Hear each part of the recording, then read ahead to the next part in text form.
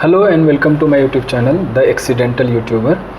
मैं मोहम्मद आरिफ हुसैन, मैं आईआईटी इंदौर में इनरोल्ड हूँ पीएचडी में, और मेरा रिसर्च टॉपिक है climate change impact on Himalaya and Karakoram glacier. तो आज हमारे साथ मौजूद है रवि प्रताप, जो आईआईटी इंदौर में सिविल इंजीनियरिंग डिपार्टमेंट में बीटेक कर रहे हैं और ये अभी फाइनल ईयर स्टूडेंट है। तो इनकी जर्नी के बारे में पूरी बात करेंगे, ये कहाँ से बिलोंग करते हैं और किस तरह से ये इंजीनियरिंग की तरफ मोटिवेट हुए और कैसे इन्होंने आईआईटी इंदौर या फिर आईआईटी की तैयारी करी और आईआईटी में इनरोल्ड हुए, और इनकी फैमिली बैकग्राउंड क्या है और इनकी ज़िंदगी में आईआईटी में आने के बाद क्या तब्दीलियाँ आई। तो ओवरऑल हम इनकी पूरी जर्नी के बारे में बात करने वाले हैं। तो वेलकम रवि प्रताप, धन्यवाद सर टाइम निकालने के लिए इंटरव्यू के लिए। तो सबसे पहले यही क्वेश्चन है मेरा कि अपने बारे में शॉर्ट में आप बताएं कि आप कहाँ से बिलोंग करते हो और आपकी जर्नी आईआईटी में इनरोलमेंट के लिए, मीन्स आईआईटी में एंट्री करने के लिए आपकी जर्नी क्या रही। पहले तो मैं आपका धन्यवाद बोलूँगा सर, आपने मुझे चुना इंटरव्यू के लिए, बहुत बहुत धन्यवाद उसके लिए। और सर मेरा नाम रवि है, रवि कुमार। मैं इलाहाबाद से हूँ, यूपी के इलाहाबाद से। तो मैंने जनरली आईआईटी की तैयारी खुद से की है, सेल्फ स्टडी करके की है। तो उसमें मैंने क्या किया था कि एक साल मैं ड्रॉपर हूँ, मैंने ड्रॉप लिया था। उसमें एक साल मैंने लाइब्रेरी में 24 घंटे की लाइब्रेरी की थी, उसमें से 12 घंटा खुद से सेल्फ स्टडी करके पढ़ाई करके उसी से मैंने ये हासिल किया, आईआईटी में एंट्री पाई है। तो सबसे पहले तो ये बताएं आप कि आप मीन्स आपका फैमिली बैकग्राउंड क्या है, आपके फादर क्या करते हैं, ताकि लोगों को पता चले कि आपका फैमिली बैकग्राउंड क्या है, आपके फैमिली का जो कहते हैं ना फाइनेंशियल कंडीशन आपका क्या है। तो इसके बारे में थोड़ा बताएं, आपके फादर क्या करते हैं। सर मैं लो मिडिल क्लास फैमिली से आता हूँ। मेरे पापा प्राइवेट ड्राइवर हैं और मेरी मम्मी हाउस वाइफ हैं और हाउस मेकर हैं, और मेरी 3 बहनें हैं, सब इस समय पढ़ाई कर रही हैं, और एक छोटा भाई है जो वो भी पढ़ाई कर रहा है, इस समय बीए की पढ़ाई कर रहा है। अच्छा, तो रहने वाले आप प्रयागराज के हो, इलाहाबाद के। सर गांव हमारा प्रतापगढ़ में खबोर है, चिलबिला में आता है खबोर, वहाँ से है। और यहाँ पर हमारा वहाँ पर गांव है और इलाहाबाद में हम रहते हैं, क्योंकि पापा ने घर ले लिया यहाँ पर, शुरू से रहे। पापा पहले यहीं पर काम करते थे। अच्छा, तो हम आगे बढ़ने से पहले ये पूछना चाहते हैं कि इंजीनियरिंग की तरफ आप कैसे माइल हुए, मीन्स आप मोटिवेट कैसे हुए कि हमें इंजीनियरिंग ही करनी है। फिर हम नेक्स्ट क्वेश्चन करेंगे कि आईआईटी से ही क्यों।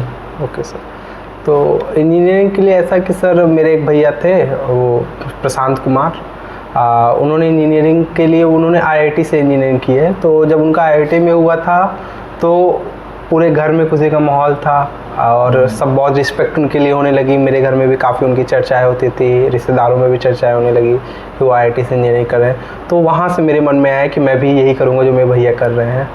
अच्छा, तो प्रशांत कुमार जी ने कौन सी आईआईटी से किया और कौन सा ब्रांच था उनका। वो आईआईटी रुड़की से बीटेक किया है, उन्होंने सिविल ब्रांच से किया है। जिस ब्रांच में मैं कर रहा हूँ उसी में उन्होंने भी किया है। Yes sir. तो आपने बताया कि आईआईटी में हमें जाना है, तो क्या आईआईटी में आने के लिए आपने स्टार्टिंग में बताया कि हमने कोचिंग नहीं करी, तो क्या क्या रिसोर्सेज थे जिसको आपने यूज किया आईआईटी के प्रिपरेशन के लिए, मीन्स किस तरह से इसको अचीव किया, ये बताएं।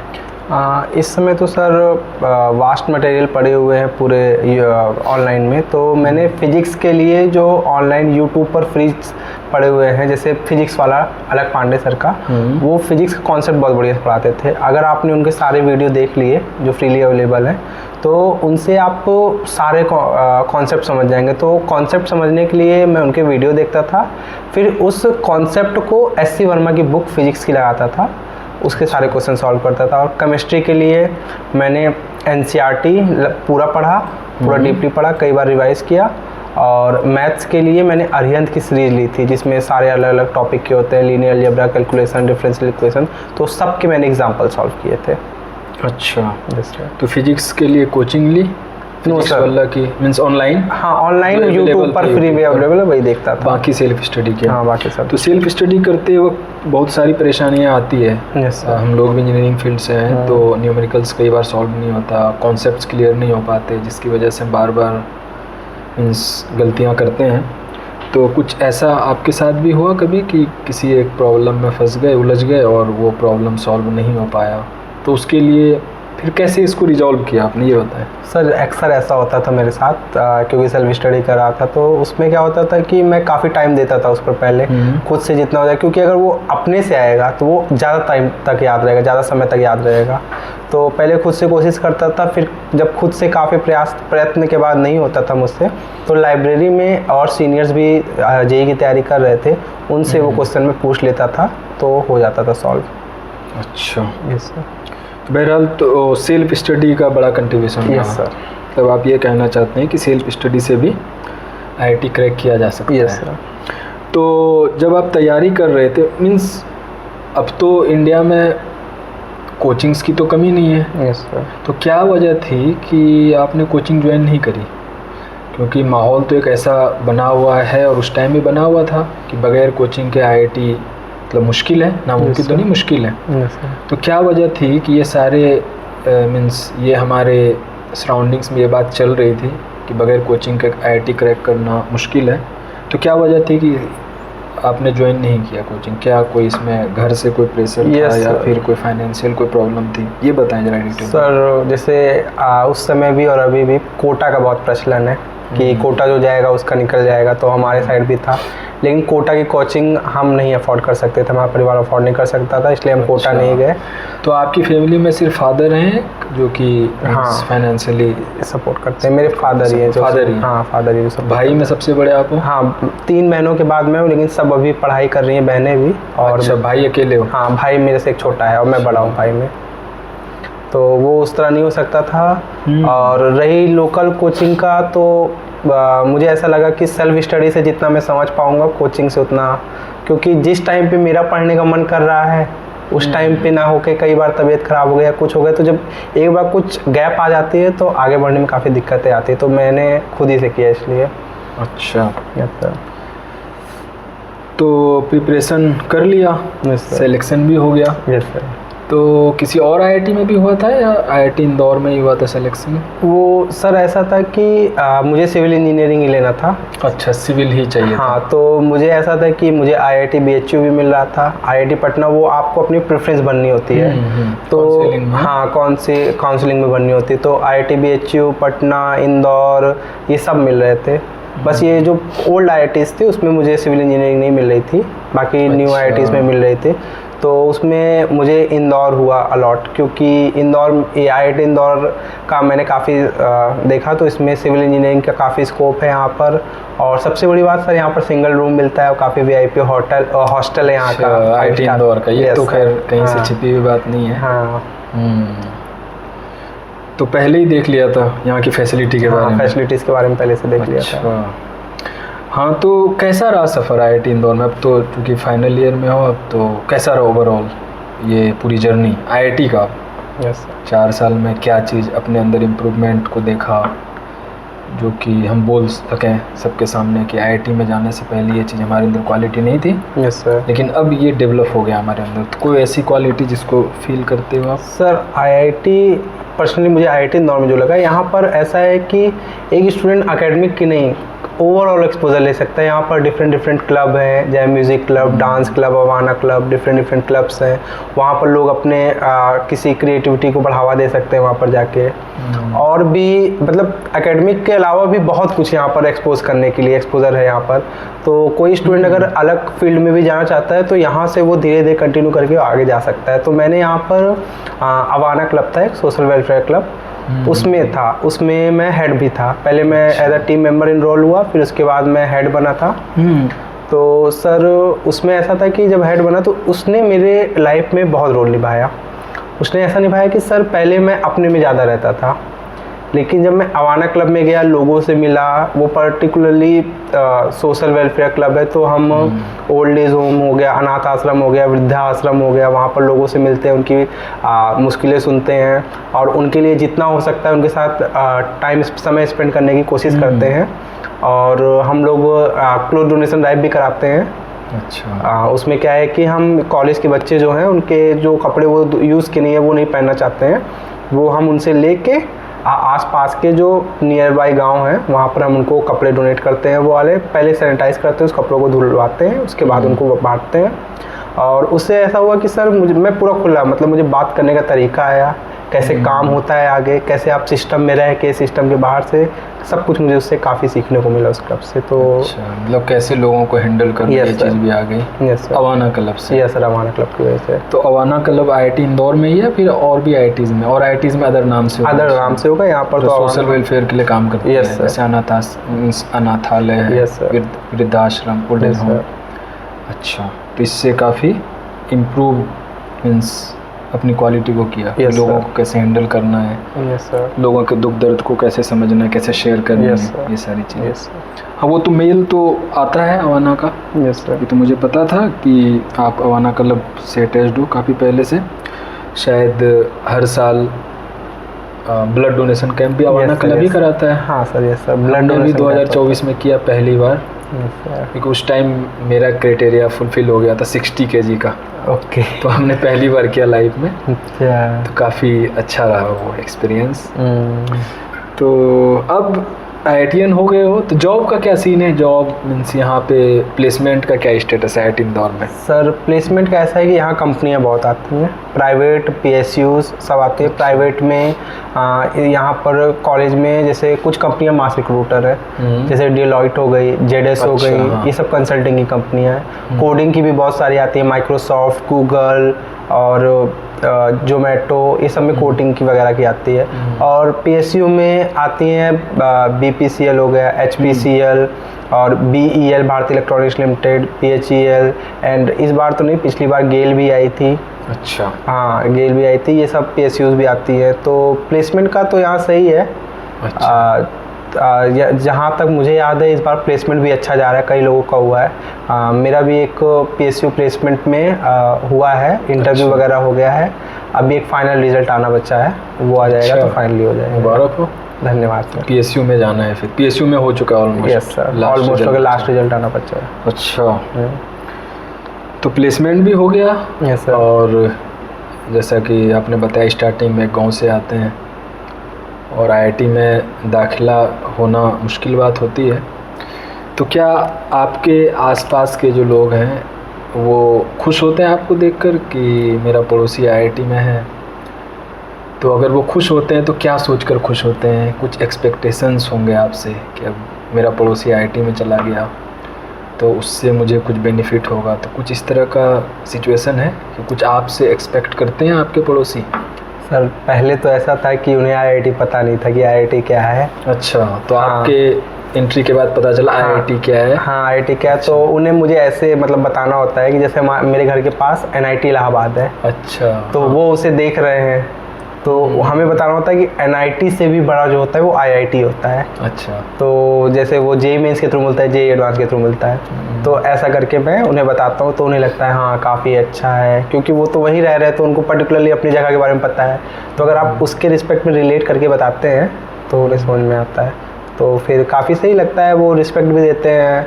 और कुछ पूछना होता है जैसे सब्जेक्ट के बारे में कि आगे क्या लें या लाइफ में क्या करना चाहिए, तो वो अब एडवाइस के तौर पर मुझसे पूछते हैं। अच्छा। तो जैसे यहाँ पर आपने किया अवाना क्लब से सोशल वेलफेयर का काफ़ी काम किया। Yes sir. तो कुछ ऐसा प्लान है आगे चलकर कि हम अपने गांव में भी कुछ इस तरह की चीज़ हम जाकर एक तरह से स्टार्ट करें? कुछ ऐसा कुछ प्लान है फ्यूचर का, ताकि ज़्यादा से ज़्यादा लोगों को फ़ायदा हो? हमें सिचुएशन पता है, बहुत सारे स्टूडेंट ऐसे होते हैं कि जो पढ़ना चाहते हैं लेकिन उनका फाइनेंशियल बैकग्राउंड इतना स्ट्रॉन्ग नहीं होता कि वो वहाँ से निकल सकें और अच्छी जगह पहुँच सकें। तो कुछ ऐसा कुछ प्लान है Yes, sir. उनको हेल्प करने का, Yes, या फिर sir. कोई अगर ऐसा फ्यूचर में प्लान हो तो वो बताएं आप। सर मैंने ये सोचा है कि जैसे मेरे गांव में बहुत लोगों को ये नहीं पता है कि नवोदय नाम का कोई स्कूल एग्जिस्ट करता है, नवोदय स्कूल और उन्हें लगता है कि कॉलेज की फ़ीस वगैरह बहुत ज़्यादा है। लेकिन आईआईटी ऐसी जगह है जहाँ पर मतलब मैं जैसे पढ़ रहा हूँ या और लोग भी हैं जिनके घर की इनकम काफ़ी कम होती है, तो आईआईटी ऑलरेडी ट्यूशन फीस माफ़ कर देती है जिसके ऐसे लोगों की। हाँ, ऐसे लोगों की जिनकी घर की इनकम अच्छी नहीं होती है। अच्छा, ये चीज़ है हाँ, यहाँ पर है ये, हर आईआईटी में, हर आईआईटी में है कि अच्छा। हाँ, जिनके घर की इनकम एक पर्टिकुलर, हमें पता नहीं है एक्चुअली। नहीं ये है सर। अच्छा, अगर घर की इनकम आपके कुछ क्राइटेरिया होता है वहाँ से अच्छा, कम है, उसमें कुछ लिमिटेशन, हाँ, कुछ लिमिटेशन 5 लाख 6 लाख 3 लाख कुछ इस तरह वही से। है, तो उससे कि ट्यूशन फीस माफ़ हो जाती है। और जिसके घर की इनकम 1 to 5 लाख के बीच में आती है, हाँ। उनका 2/3 फीस माफ़ हो जाती है। अच्छा, ओके, तो ये बीटेक में है ऐसा। और ऐसा भी है कि जैसे अब यहाँ पर कई लोगों की फाइनेंशियल कंडीशन ऐसी होती है कि वो उतना भी अफोर्ड नहीं कर पा रहे हैं, वो भी नहीं कर पा रहे हैं, तो उसमें भी सर आईआईटीज़ काफ़ी अपॉर्चुनिटी देता है। जैसे यहाँ पर 2-3 स्कॉलरशिप है, एक श्रमण फाउंडेशन है, हाँ। वो आपकी पूरी जो मतलब आपकी फ़ीस 0 पे लाके कर देगा। वो आपका जो भी लग रहा है एक सेमेस्टर की फीस, वो आपको पूरी रिफंड कर देते हैं। ये पार्टिकुलर आईआईटी इंदौर के बारे में बता रहे हैं आप? हाँ, मैं श्रमण फाउंडेशन यहाँ पर आईआईटी इंदौर में और आईआईटीज़ में भी श्रमण फाउंडेशन अच्छा। देता है। Yes sir. तो यहाँ पर कई स्टूडेंट हैं जिनको श्रमण फाउंडेशन मिलता है, तो एक प्रकार से उनकी फ़ीस ऐसा मान लीजिए कि 0 लग रही है, कोई फ़ीस नहीं लग रही, क्योंकि श्रमण फाउंडेशन 35,000 देता है पर सेमेस्टर। अच्छा, हाँ, और फीस हमारी जो इनके घर की इनकम काफ़ी कम होती है उनकी 35 to 40,000 है। अभी मतलब करंट का बता रहे यस सर, 40,000 मैं करंट का बता रहा हूँ। तो वो तो काफ़ी हेल्प हो जाएगी। या काफ़ी हेल्प हो जाएगी। तो फाइनेंशियल तो क्राइटेरिया ऐसे कितने स्टूडेंट इसको ले सकते हैं? सर जैसे इसमें भी तो नंबर ऑफ सीट्स होंगे कुछ? हाँ, इसमें ऐसा है कि जिसकी फाइनेंशियल कंडीशन सच में ऐसा, क्योंकि इसके लिए एक इंटरव्यू भी होता है श्रमण फाउंडेशन के लिए, उसके लिए एक इंटरव्यू भी होता है, तो उसमें आपके बारे में पूछेंगे। उसकी सीट की लिमिटेशन नहीं है सर। अच्छा, अगर आप आ रहे हैं उस क्राइटेरिया में तो दे देंगे। तो ये प्राइवेट है श्रमण फाउंडेशन जो स्कॉलरशिप प्रोवाइड करते हैं। और हमारी सेंट्रल गवर्नमेंट भी बहुत सारी स्कॉलरशिप प्रोवाइड करती है स्टूडेंट को जो आईआईटी में है। तो वो भी कई मतलब उनका ऐसा होता है कि वो कैटेगरी के हिसाब से और जिनकी फाइनेंशियल कंडीशन है उनको भी सेंट्रल गवर्नमेंट, स्टेट गवर्नमेंट उनकी फ़ीस में रिफंड देती है। अच्छा, यानी कि गवर्नमेंट की तरफ से भी सपोर्ट्स हैं और प्राइवेट बॉडीज़ भी है जो सपोर्ट करती है। Yes sir. यानी कि स्टूडेंट को मेहनत करनी है। हाँ, मेहनत करनी है, बाकी सपोर्ट हो जाएगी। बाकी सपोर्ट हो जाता है। अच्छा, यस सर। तो ये तो ज़्यादातर लोगों को पता नहीं होता है। हाँ वही, यस सर। तो उनको लगता है कि हम नहीं कर सकते अफोर्ड, है ना, अफोर्ड नहीं कर सकते। अच्छा, तो थैंक्स इतना डिटेल में बताने के लिए। ये तो पता नहीं था एक्चुअली। कई लोगों को नहीं पता होता तो उनको एक वो हर्डल सा लगता है कि पैसा ज़्यादा लगेगा, जबकि कई अपॉर्चुनिटीज़ है आईआईटीज़ में फ़ीस के लिए। Yes sir. तो एक और क्वेश्चन है, जैसा कि आपने बताया कि आप यूपी से हो, तो नॉर्मली एक चीज़ जो पता है सबको, ये छिपी हुई बात नहीं है, यूपी वाले हैं, बिहार वाले हैं, जैसे मैं झारखंड का हूँ, तो प्रॉब्लम होती है लैंग्वेज में, इंग्लिश में ना। तो कभी ऐसा, एक तो पहली स्टार्टिंग में आप बताएं कि आपका मोड ऑफ एजुकेशन क्या रहा, इंग्लिश या फिर हिंदी रही, और कब स्विच किया हिंदी से इंग्लिश में, कब स्विच किया, और यहाँ पर आने के बाद कभी ऐसा कोई फील हुआ, अगर आप हिंदी से हो, बैकग्राउंड हिंदी है, तो कोई कभी ऐसा कोई प्रॉब्लम फेस किया तो वो बताएं, ताकि पता चले लोगों को कि लैंग्वेज बहुत बड़ा मैटर नहीं है किसी भी चीज़ को अचीव करने के लिए। जैसे क्लास 6 तक मैंने हिंदी मीडियम से पढ़ाई किया है यूपी बोर्ड से। तो उसके बाद फिर मैं जब सीबीएसई बोर्ड में स्विच हुआ उसके बाद, तो जैसे होता है कि आपका इंग्लिश ग्रामर ये सब बेस क्लास 6 तक करा दिया जाता है रियलिटी में। अब जब मैं सीबीएसई बोर्ड में गया तो वो बेस तो मेरा छूट चुका था इंग्लिश लैंग्वेज ग्रामर के लिए। तो वहाँ पर जाके मेहनत काफ़ी करनी पड़ी समझने के लिए सब कुछ, क्योंकि वहाँ पर टीचर्स भी इंग्लिश में बोल रहे हैं, स्टूडेंट भी ज़्यादातर इंग्लिश में बोल रहे हैं, तो वो समझने में काफ़ी दिक्कत हो रही है। तो उसके लिए भी काफ़ी तैयारी की धीरे धीरे। तो उस समय तो बहुत ज़्यादा दिक्कत आ रही थी कि क्या पढ़ाया जा रहा है, कैसे पढ़ाया जाए, क्योंकि क्लास में एंट्री से लेके एग्जिट तक मैम लोगों के इंग्लिश ही चलता था। बस हिंदी और संस्कृत सब्जेक्ट छोड़ के बाकी सब में इंग्लिश में ही बात होती थी। तो प्रॉब्लम आई, क्लास 6 में आई, 7th में आई, फिर धीरे धीरे काफ़ी मेहनत की, उसके बाद काफ़ी ज़्यादा इम्प्रूव हो गया। फिर भी आज थोड़ा बहुत मेरे ग्रामर में वो झलक जाता है कि हाँ मेरे बेस में थोड़ी बहुत कमियां रह गई थी, तो वो आज भी मैं उस पर क्लियर करता रहता हूँ, उस पर काम करता रहता हूँ। अच्छा, तो अब तो लैंग्वेज पे बात चल रही है। Yes sir. तो अब इसमें है कि प्लेसमेंट भी हो गया। हाँ तो वही। प्लेसमेंट के एस्पेक्ट से बताएं कि इसमें लैंग्वेज का क्या रोल रहा। सर प्लेसमेंट के रिस्पेक्ट में देखा तो लैंग्वेज उतना बड़ा बैरियर नहीं होता है। प्लेसमेंट के लिए तो दो चीज़ जो सबसे ज़्यादा ज़रूरी पड़ती है, जैसे मैंने प्लेसमेंट के लिए इंटरव्यू वगैरह दिया PSU में, तो सबसे ज़्यादा ज़रूरी होता है एक कॉन्फिडेंस और दूसरा ट्रुथ, कि आप कितना सच बोल रहे हैं।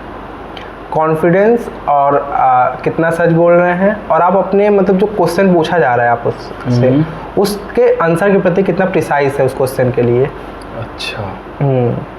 तो ये तीन चीज़ था। बाकी लैंग्वेज उतना आप वहाँ पर अपना अगर इंटरव्यू में हिंदी में भी अपने आंसर को सही से बता दे रहे हैं संक्षेप में और अच्छे से वर्णन कर दे रहे हैं, तो कोई इतनी प्रॉब्लम नहीं आती है। तो ये तो आप PSU के बारे में बता रहे हैं, आपने कभी प्राइवेट कंपनी के लिए भी इंटरव्यू फेस किया? कभी प्राइवेट कंपनी में बैठे आप कभी? सर प्राइवेट का मैंने OA वगैरह भरा था, इंटरव्यू के लिए मैं नहीं बैठा था। अच्छा, OA मीन्स? OA मतलब ऑनलाइन टेस्ट होता है। उसमें क्या होता है कि कोई भी कंपनी इंटरव्यू लेने से पहले एक एग्ज़ाम कराती है। उस एग्ज़ाम में कुछ क्राइटेरिया रखती है, जो पास होते हैं वो इंटरव्यू करते हैं। तो मेरा जनरली ऐसा था कि मैं PSU में इंटरव्यू के लिए बैठा था, तो उसमें सेलेक्ट हो गया। अभी फाइनल रिज़ल्ट जो है वो आना बचा है, बाकी फाइनली तो मैं सेलेक्ट हो गया था। सर तो अब लास्ट क्वेश्चन है कि आपकी तरफ से कोई सजेशन ऐसे स्टूडेंट्स के लिए ख़ास तौर से कि जो पढ़ना चाहते हैं, जो कुछ करना चाहते हैं, लेकिन उनका जो फाइनेंशियल कंडीशन उनकी फैमिली का वो बहुत अच्छा नहीं है। और जाहिर सी बात है कि जब फाइनेंशियल कंडीशन अच्छा नहीं होता है तो वहीं पर स्टूडेंट एक तरह से अपने पैशन को लेके कमज़ोर पड़ना स्टार्ट हो जाता है। Yes sir. तो ऐसे लोगों के लिए क्या सजेशन है आपका? सर मैं तो ये बोलूँगा कि अगर आप प्रैक्टिस करिए जितना हो सके खुद, और एक बार आप कर लेंगे, जैसे आप IIT NIT या नीट कुछ भी जो आप तैयारी कर रहे हो वो पा लेंगे, उसके बाद बहुत सारे सोर्स हो जाएंगे जो आपको फाइनेंशियल मदद करने में आ जाएंगे। मैं ये पूछ रहा हूँ कि यहाँ तक आने के लिए भी तो बहुत सारे फाइनेंशियल सपोर्ट की ज़रूरत पड़ती है। सर फाइनेंशियल अगर आप उस समय सर, इस समय मटेरियल ऑनलाइन काफ़ी अवेलेबल है और गवर्नमेंट भी काफ़ी हेल्प कर रही है मोबाइल टैबलेट वगैरह दे के। अच्छा। और दूसरी बात कि अगर आप खुद पे सेल्फ स्टडी ही खूब अच्छे से कर रहे हैं, जैसे क्या होता है कि अगर आप मेहनत बहुत ज़्यादा कर रहे हैं, जैसे होता है talent beats if people not work hard something, ऐसा कुछ है। तो अगर हार्ड वर्क कोई कर रहा है तो वो टैलेंट को बीट कर सकता है। अच्छा। तो ऐसे अगर आप मेहनत कंसिस्टेंटली कर रहे हैं, काफ़ी मेहनत किए जा रहे हैं, तो आपको रिजल्ट ज़रूर मिलेगा। उसमें फाइनेंशियल आपका बाधा कभी नहीं बनेगा। अच्छा। हाँ। तो अब घर वाले खुश हैं आप? यस सर, घर वाले खुश हैं, सब सही है। तो जब आप IIT में थे, जाहिर सी बात है फीस तो होता ही है, तो आपके घर वालों ने फीस दिया हमेशा या फिर आपको कभी कहीं से सपोर्ट? मुझे भी सपोर्ट मिला है। अच्छा। हाँ मुझे भी सपोर्ट मिला है। मुझे घर वालों से मतलब जितना कर सकते थे घर वालों ने सपोर्ट किया। बाकी जो थोड़ा बहुत कम पड़ा था वो मुझे स्कॉलरशिप के थ्रू हो गया। सर तो आपके दिल में ये था कि मुझे करना है? Yes sir. तो फिर आपने कर लिया? Yes sir. अच्छा, तो और कोई बात बता सकते हैं अपने बारे में, कुछ ऐसा जो, क्योंकि सारी बातें तो हम डिस्कस नहीं कर सकते, कोई ऐसी बातें हो जो कि शेयर करनी चाहिए सबके साथ? यस। ताकि और लोगों का फ़ायदा हो। सर मैं एक बात बोलूँगा कि जो मेरे साथ हुआ था, मैं क्लास 12th में पढ़ाई कर रहा था। तो क्लास 12th में CBSE बोर्ड में पढ़ाई कर रहा था। तो उसमें क्या हुआ कि जैसे आजकल तो ऐसा हो गया कि बच्चों को अगर मार दिया तो पेरेंट्स आ जाते हैं। तो मेरे साथ ऐसा हुआ था कि एक क्लास टीचर थे मेरे। तो मेरा ऐसा था कि मैं उस दिन ना जाने क्या था ऐसा कि मैं फिजिक्स वाले सर से भी थोड़ा डांट खाया था, मैथ्स वाले सर से भी तो थोड़ा मार खा गया, मतलब ऐसे होता है ना कि मार दिया। और फिर मेरे फिजिक्स वाले सर ने भी उस दिन कुछ बिहेवियर नहीं सही होगा मेरा कि क्या था, उनसे भी वो हो गया। तो फिर मैं काफ़ी उदास हो गया था उस दिन। तो जैसे होता है, तो अब कुछ स्टूडेंट क्या होते हैं कि जब पिट गए टीचर से तो बुरा मान जाते हैं कि मैं अपने घर वालों को लाऊंगा ये वो। तो मैं उदास बैठा हुआ था। अच्छा। तो जो मेरे क्लास टीचर थे क्लास 12th में, वो मेरे पास आए लास्ट वाली क्लास में, जो जब पूरा स्कूल ख़त्म होना था उस समय। कहें रवि, इतना याद रखना, जो बच्चा अपने गुरु से पिटता है, अपने टीचर से पिटता है, चाहे गलती हो या ना गलती हो, वो बच्चा हमेशा आगे जाता है। और तुम मुझसे, उन्होंने ये भी बोला कि तुम मुझसे लिख के ले लो, तुम बहुत बड़े आदमी बनोगे एक दिन। अभी शायद बनूं कि ना बनूं ये बात है, लेकिन उन्होंने मुझे उस समय बोला था कि तुम एक दिन बहुत बड़े आदमी बनोगे, ये मैं तुम्हें लिख के बता सकता हूँ कि तुम बनोगे। उनका नाम अगर आप बोले तो मैं ले सकता हूँ। ले सकते इसमें। हाँ, नवीन मिश्रा सर थे, वो हमारे क्लास टीचर थे उस समय। तो उन्होंने उस टाइम मुझे आके बोला था, तो मुझे लगा कि सर वो बहलाने के लिए मुझे बोल रहे हैं। अच्छा। तो उन्होंने बोला नहीं, ऐसा मैं बिल्कुल नहीं बोल रहा हूँ रवि, ये रियलिटी है, तुम आज से 5-6 साल बाद खुद देखना ये बात। अच्छा। तो ये मैं करूँगा कि अगर आपको टीचर्स डांटते हैं या मारते हैं तो उसका बुरा नहीं मानना चाहिए, क्योंकि एक प्रकार से वो आपको सीख ही दे रहे हैं, और वो अगर मार रहे हैं तो उसमें भी उनका आशीर्वाद छुपा हुआ है। ये मैं मानूँ, क्योंकि मैंने ये देखा है, क्योंकि मैं जिस क्लास में मैं था, उस क्लास में जैसे आपको बताया कि मैं ही पिटा था, मैं ही डांट खाया था, उस क्लास में मैं ही हूँ जो इस समय IIT में आया हूँ। अच्छा। हाँ, तो बड़े आदमी भी बन चुके हैं। नहीं, अभी होने वाला है। हाँ, PSC का फाइनल रिजल्ट करना है, आगे भी है कुछ, बहुत कुछ सोचा है। वो धीरे धीरे जैसे अचीव होता जाएगा वैसे वैसे हो पाएंगे। हाँ, तो बस अपने गुरु के मार का कभी बुरा मत मानिएगा, मैं यही बोलूँगा। अच्छा। तो बहुत बहुत शुक्रिया रवि। यस, आपने टाइम निकाला। मुझे पता है IIT में खास करके BTech वाले काफ़ी ज़्यादा उनका शेड्यूल हेक्टिक होता है, तो इतने बिजी शेड्यूल में टाइम निकाला आपने, इसके लिए बहुत बहुत शुक्रिया। उम्मीद करते हैं कि आपके इस टॉक से, इंटरव्यू से लोगों का फ़ायदा होगा। तो फिर से एक बार थैंक यू सर बुलाने के लिए। मिलते हैं फिर। ओके सर, धन्यवाद।